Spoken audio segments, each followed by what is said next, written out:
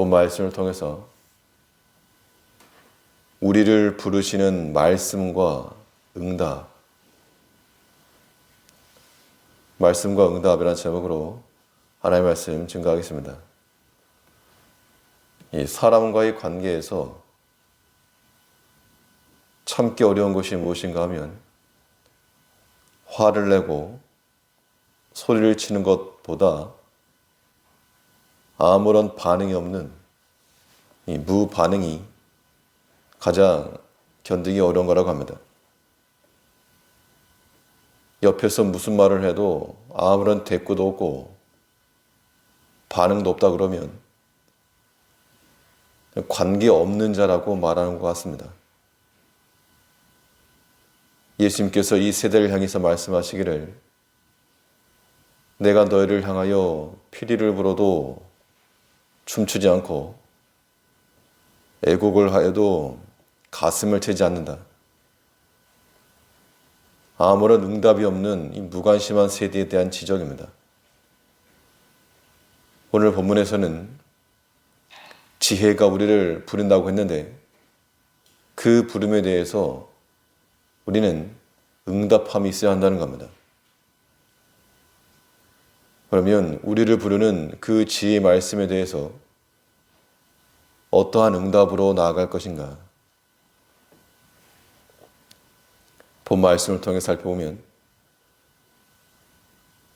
먼저 죄에서 돌이키는 것으로 응답해야 됩니다. 하나님께서 그의 말씀의 지혜로 우리를 부르실 때 돌이키라. 그 부름에 대해서 돌이키는 응답이 있어야 한다는 겁니다. 우리 성도들은 죄의 결과를 미리 보고 그 심판에 하나님의 진노의 자리를 피할 수 있어야 됩니다. 보면 20절에서 지혜가 길거리에서 부르며 광장에서 소리를 높이며 21절에서는 헌화하는 길머리에서 소리를 지르며 성문 어귀와 성중에서 그 소리를 발하여 가로되 하나님 말씀을 의인화시켜서 지혜가 부른다라고 말씀하고 있는데 이는 마치 주의 앞에서 거기 아니야 라고 외치는 주님의 음성과도 같은 겁니다.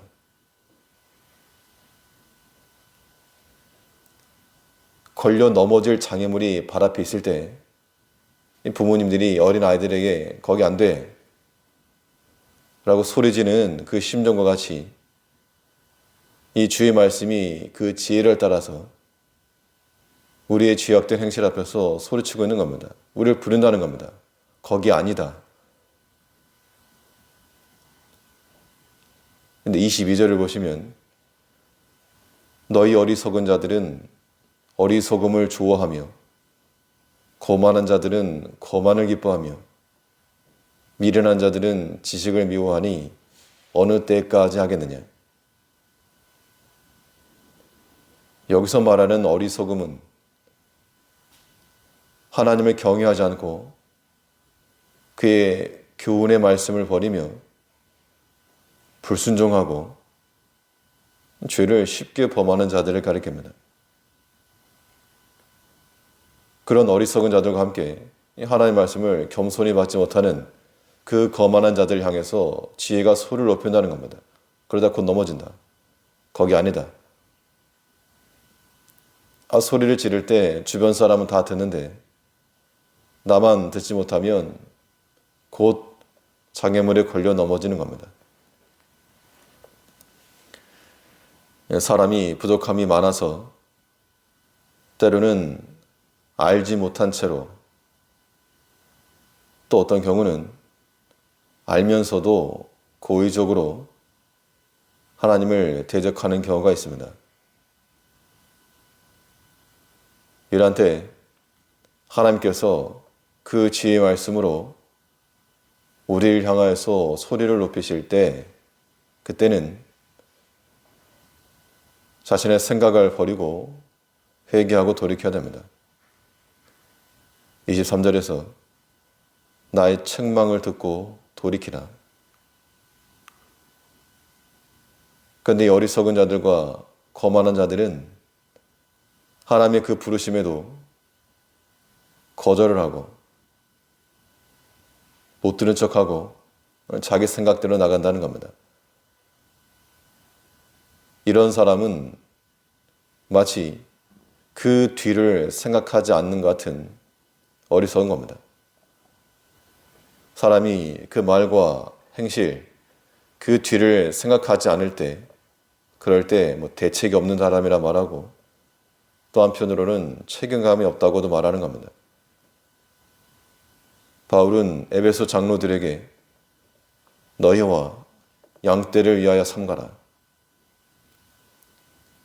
만약 그렇게 하지 않으면 하고 싶은 대로 자의적으로 행하게 되면 너희 자신에게도 유익함이 없고 양떼들에게도 유익함이 없다. 그 다음을 생각을 해서 삼가고 조심하라고 말하고 있는 겁니다.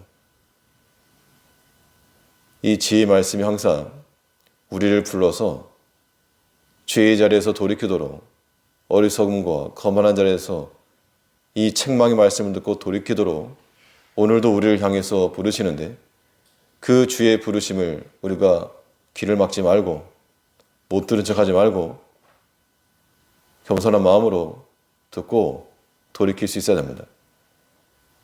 우리 자신을 죄의 자리에서 발견하지 않도록 주의 음성에 죄에서부터 돌이키며 그 응답함을 가지고 나가는 우리가 되어야 됩니다. 또 우리를 부르시는 말씀에 대해서 어떤 응답으로 나갈 것인가? 말씀에 대한 순종으로 응답해야 됩니다. 우리를 부르는 그 지혜의 말씀을 따라 우리는 죄에서 돌이키고 순종의 자리로 나가는 겁니다. 죄의 결과도 미리 보고 돌이켜야 되고, 순종의 결과도 우리가 앞서 생각하여서 소망 중에 나갈 수 있어야 됩니다. 하나님 말씀대로 사는 것이 중요한데, 그런데 우리 인간의 힘으로는 부족합니다. 사람의 의지와 결단만으로는 이 순종의 삶을 사는 것이 부족하므로 하나님께서는 내가 너에게 나의 신을 부어주겠다. 우리가 하나님의 영의 임재함을 동반해야지만이 참으로 참된 순종과 또 수월한 순종이 가능한 겁니다. 23절에서 나의 책망을 듣고 돌이키라. 보라, 내가 나의 신을 너에게 부어주며 나의 말을 너에게 보이리라.